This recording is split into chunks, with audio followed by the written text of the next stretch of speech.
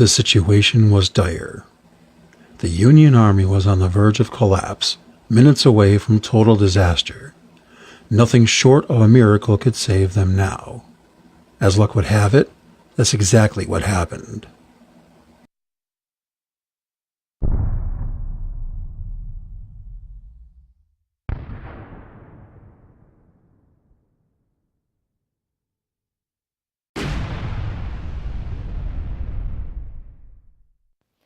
Mine eyes have seen the glory of the coming of the It is late spring, 1863. The nation has been locked in a horrible civil war for 2 years now, with no end in sight. Victories and gains made by competent Union generals in the West have been balanced out by losses and incompetence in the East. The United States President Abraham Lincoln has seen his main army, the Army of the Potomac, fail time and again to gain any ground in Confederate territory against a numerically inferior army. The Army of Northern Virginia, led by the indomitable General Robert E. Lee, had previously tried to press their advantage 9 months ago when they were checked at the Battle of Antietam in Maryland. This was the Confederacy's first invasion of the North. The one-day battle in September 1862 is the single bloodiest day in American military history. The battle ended in a draw, but is considered a Union victory because it halted the Confederate advance and forced them back into Virginia.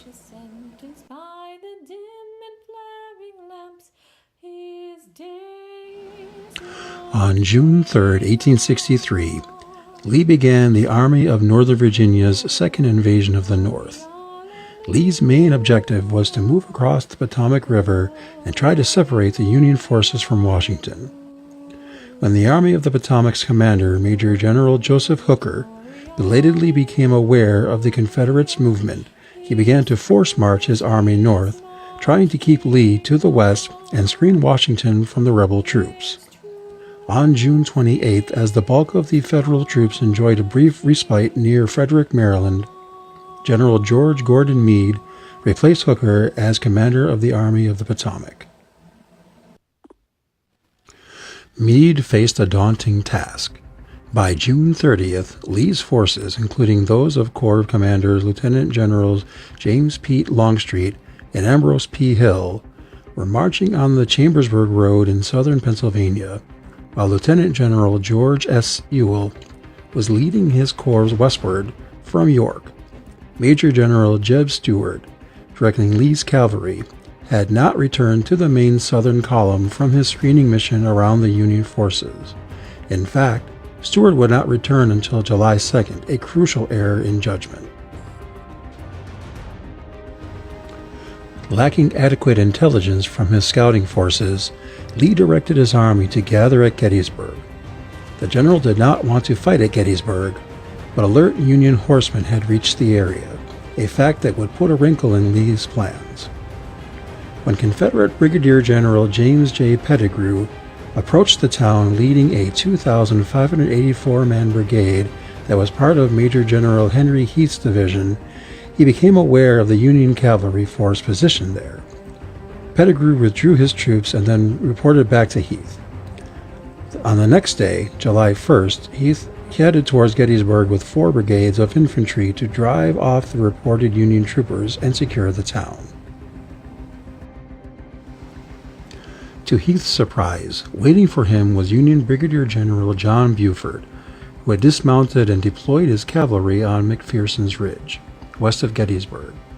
Buford's forces fired first, temporarily halting Heath's force and starting the Battle of Gettysburg. Both sides sent dispatches to inform their superiors of the confrontation. Meade reinforced his Union position with the 1 Corps, which was now led by Major General Abner Doubleday, since Major General John Reynolds had been mortally wounded earlier that day.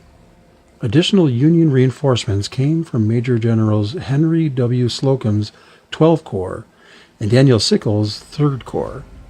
Throughout the morning, Confederate pressure continued to build against the Union line. Although spread thinly, the Union troopers held their ground with repeating carbines. As the fighting intensified, both sides added more infantry divisions to the battle. The Confederates managed to exploit weaknesses in the Federals' deployment, and their attacks caused heavy losses to the Union troops, who were forced to retreat.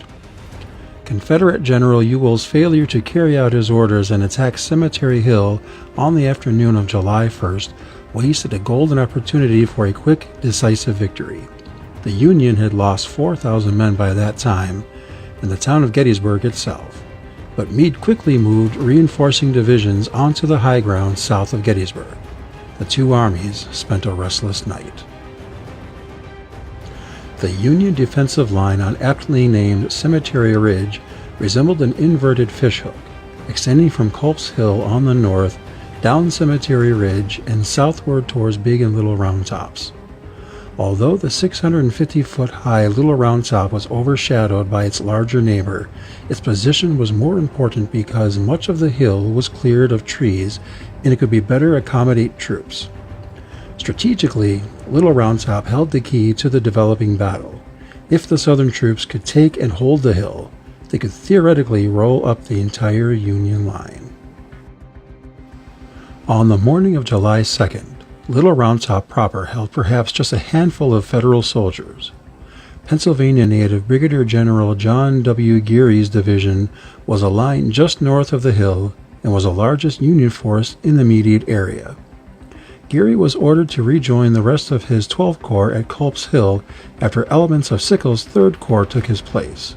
In the confusion of shifting troops, however, Geary pulled his men out too soon before Sickles' men had moved to replace them. Little Round Top was left uncovered. Later, when Sickles' infantry did arrive, the controversial general moved his men without orders westward through the Emmitsburg Road. Once again, Little Round Top went wanting for protectors in blue. Robert E. Lee, with his eerie sense of a battlefield, was hastily assembling a force to attack the Union left, but it would take him the greater part of the day to get his men ready to strike. Meanwhile, Meade also sensed something significant about the two adjacent hills to his left.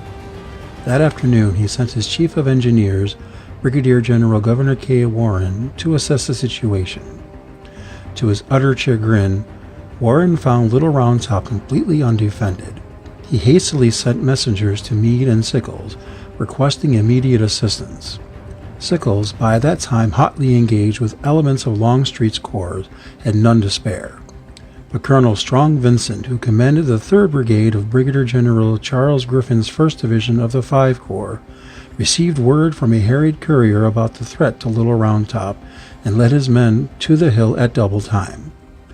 Vincent's brigade included the 44th New York, 16th Michigan, 83rd Pennsylvania, and the 358-man 20th Maine under Joshua L. Chamberlain. The 34-year-old Chamberlain was one of the most interesting figures in the Civil War. A highly cultured, somewhat sedentary professor of modern languages at Maine's exclusive Bowdoin College, he had sat out the first year of the war on Bowdoin's stately campus. But in July 1862, sensing perhaps that the war was going to last a good deal longer than he had first believed, Chamberlain offered his services to the Union cause. "I have always been interested in military matters," he informed Maine Governor Israel Washburn, "and what I do not know in that line, I know how to learn."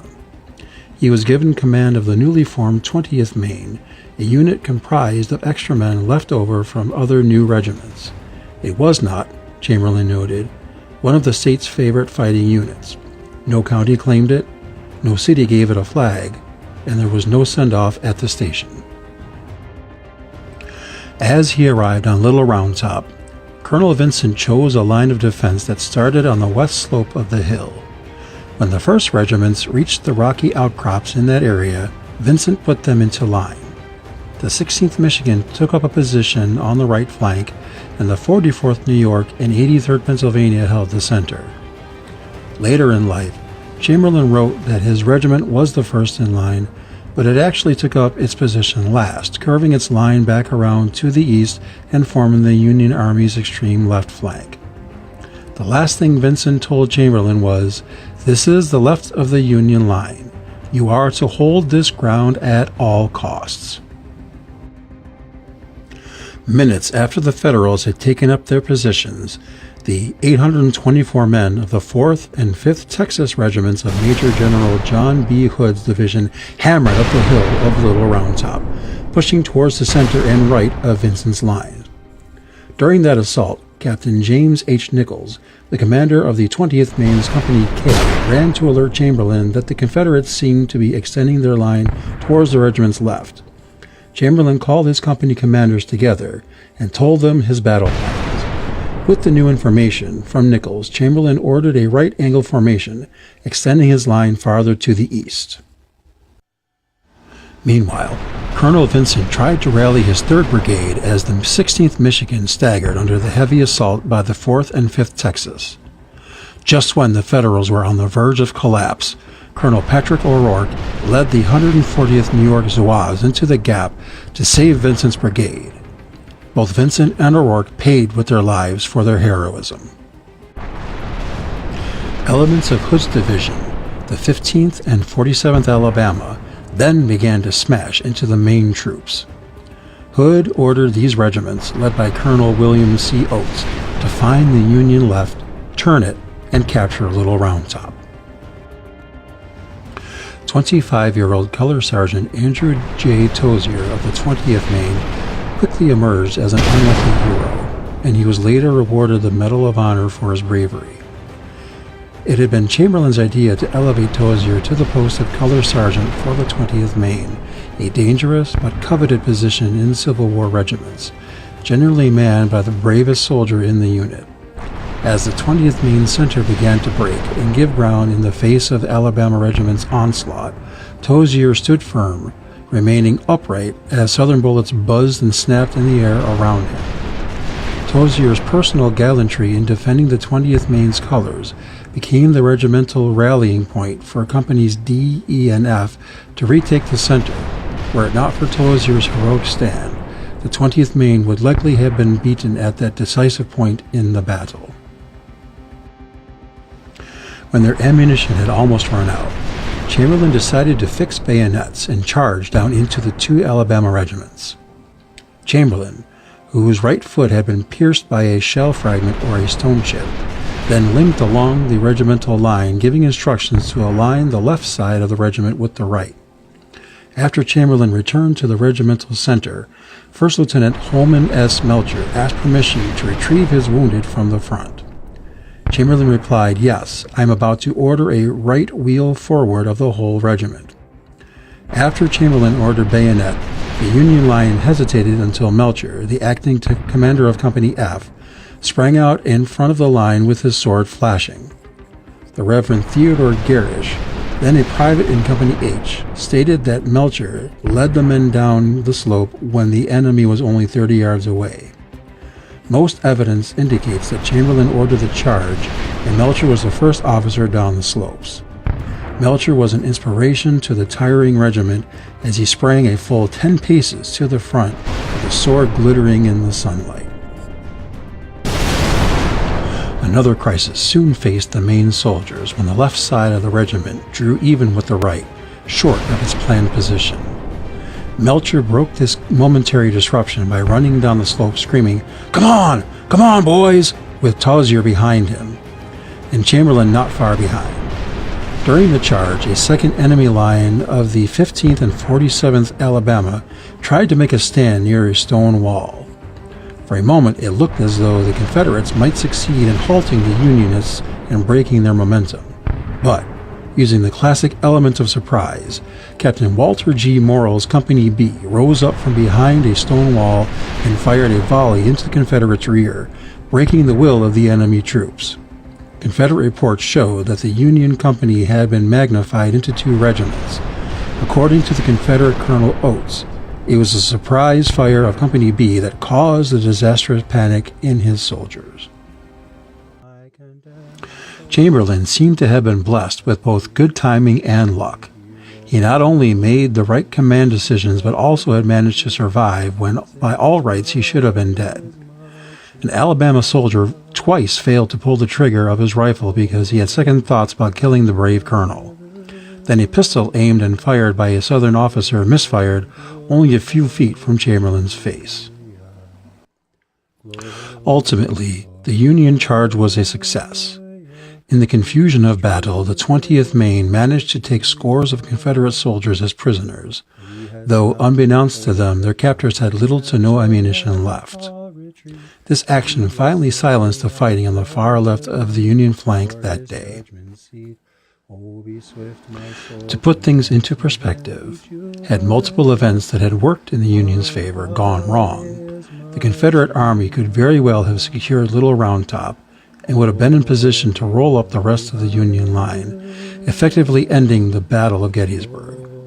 One could argue that the successful defense of Little Round Top not only preserved the defensive position and saved the battle from being lost, but saved the Union war effort in general, eventually preserving the Union, albeit at a very high cost. The Union Army would be around to fight the next day, effectively turning back Lee's army in a colossal blunder that has come to be known as Pickett's Charge, where Lee had ordered an infantry assault on the Union center right, traversing 3/4 of a mile over open field. Lee's army was decimated and had forced the Confederates to retreat 2 days later back to Virginia.